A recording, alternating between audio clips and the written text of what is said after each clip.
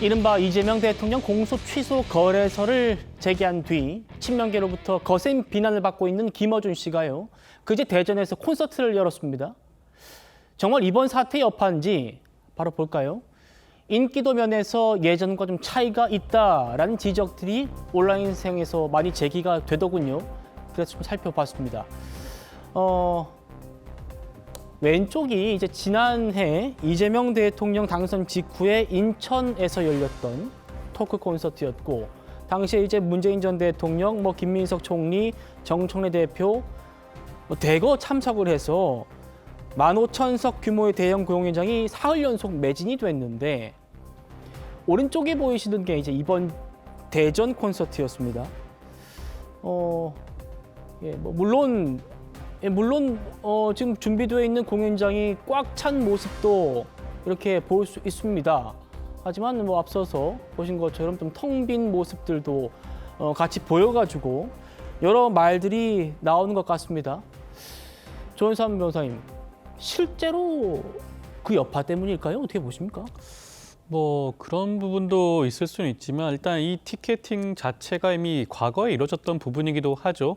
서울이 아니고 지방에서 이루어졌던 그런 콘서트이기도 했습니다. 여러 가지 사정이 있기 때문에 단순 관객 동원력을 가지고 과거와 지금이 여러 가지 사정으로 인해서 달라졌다라고 단순하게 평가하기 좀 쉽지 않은 부분도 있어 보일 수가 있을 것 같습니다.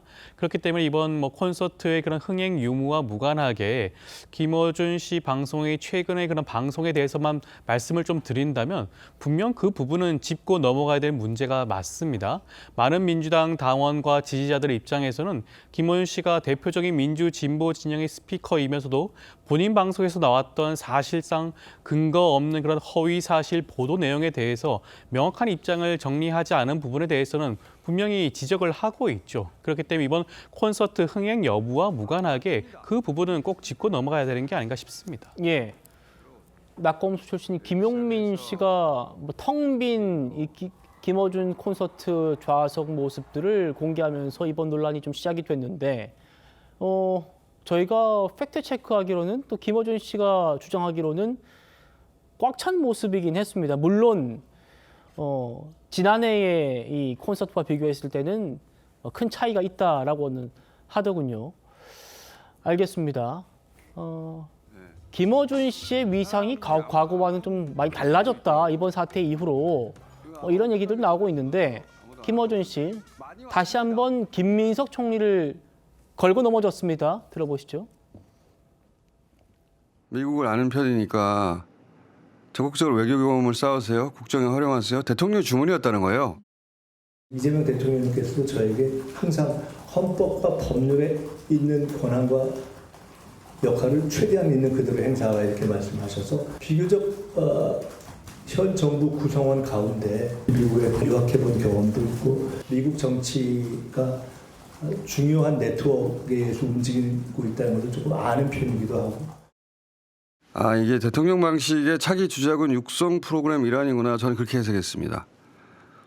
다른 주자군들에 대해서도, 잠재적인 주자군들에 대해서도 저렇게 저 영역에서 각자 성장하라는 거구나 라고 느낀 대목들이 있었거든요. 네. 이건 나중에 기회가 되면 다 모아서 얘기 한번 하기로 하죠. 자, 이런 상황에서 어제 뉴 이재명 지지층을 논하는 토론회에서 이런 말도 나왔습니다. 듣고 마지막 질문 드려보죠.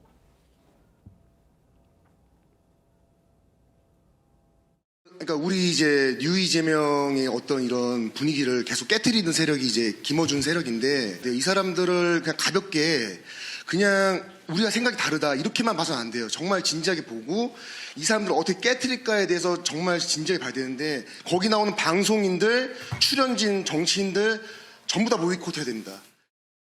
대통령께서 국무회의를 생중계하잖아요. 그래서 투명성, 모든 게 다 보여지는 거죠. 그래서 이제는 무슨 음모 같은 거 이런 거 다 필요 없어요. 왜냐하면 다 보여주고 있기 때문에 뒤에서 무슨 일 한다, 어쩌고 뒤에서 무슨 음모를 꾸민다 다 믿지 않아요.